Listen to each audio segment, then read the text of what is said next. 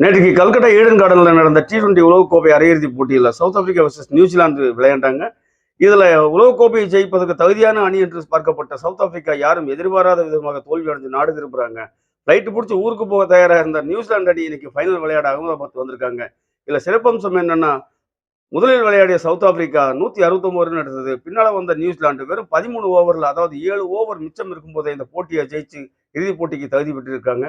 முதலில் விளையாடிய south Africa வெறும் 80 ரன் எடுக்கிறதுக்குள்ள 4-5 விக்கெட் புலன்னு அவுட் ஆக, யாரும் எதிர்பாராமல் பின்னால் வந்த ஸ்டப் கொஞ்சம் டஃப் கொடுக்க, யான்சன் கொஞ்சம் ஒரு 55 ரன் அடிச்சு இந்த ஒரு டீசெண்டான 160 ரன் அடிக்க உதவி இருக்காங்க. ஆனால் பின்னால வந்த நியூசிலாந்து அணி ஓப்பனர் 2 பேர் அடிச்சாங்க பாருங்க ஒரு அடி. அது சைஃபர்ட்டும் அலனும் அடிச்ச அடியில நியூசிலாந்து எங்கேயோ தாறுமாறான ஒரு வெற்றியை பெற்றிருக்காங்க. அதுவும் அலன் 33 பால்ல 100 ரன் அடிச்ச வந்து அற்புதமான அந்த நாக், சூப்பரான ஒரு ஆட்டம். இப்படியெல்லாம் ஒரு ஆட முடியுமா அப்படிங்கிற அளவுக்கு ஒரு T20 உலகக்கோப்பையில் ஒரு அதிரடி சதம் அடித்து உலக சாதனை படைச்சிருக்காங்க. நியூசிலாந்து அணிக்கு நம்ம வாழ்த்துக்கள் தெரிஞ்சுக்குவோம்.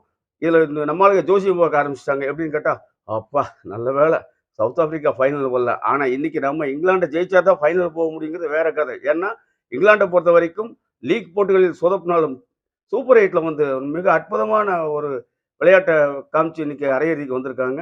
இதுல குறிப்பா சொல்லணும்னா, இன்றைக்கு இந்திய அணியில் விளையாடக்கூடிய பாதி வீரர்கள் மும்பை வான்கடே மைதானத்தில் விளையாண்ட வீரர்கள் மும்பை ஹோம் பிச்சில் விளையாடுறாங்க. அது ரொம்ப முக்கியமான விஷயம். இன்னைக்கு ஐயா அபிஷேக் ஏதோ கொஞ்சம் பார்த்து பண்ணியா புண்ணியமா போகட்டும். இஷான் கிஷன் சொந்த ஊர்ல ஆடுற, கொஞ்சம் நல்லா ஆடு. அந்த 360 யாருங்க நம்ம சூரியகுமார், அம்பானி சம்சாரமெல்லாம் இன்னைக்கு வருதுங்க ஐயா. கொஞ்சம் ஏதோ பார்த்து விளையாடுங்க ஐயா, நல்லா விளையாடுங்க ஐயா. அடே சட்டா, சஞ்சு சட்டா, என்ற ஃபுல் சப்போர்ட் உனக்கு தான். அடிப்பொலி, இன்னைக்கு தூள் கிளப்புற நீ சரியா. ஆமாங்க, இன்னைக்கு நம்ம தமிழ்நாட்டில் +2 குழந்தைங்க இங்கிலீஷ் எக்ஸாம் எழுத போறாங்க. அவர்களுக்கும் வாழ்த்து சொல்லுவோம். அதே சமயத்தில் இந்திய அணியை விமர்சிப்பதை விட்டுவிட்டு அவர்களும் சிறப்பாக விளையாடி இறுதிப் போட்டிக்கு செல்ல வேண்டும் என்று வாழ்த்து சொல்லுவோம். All the best to all.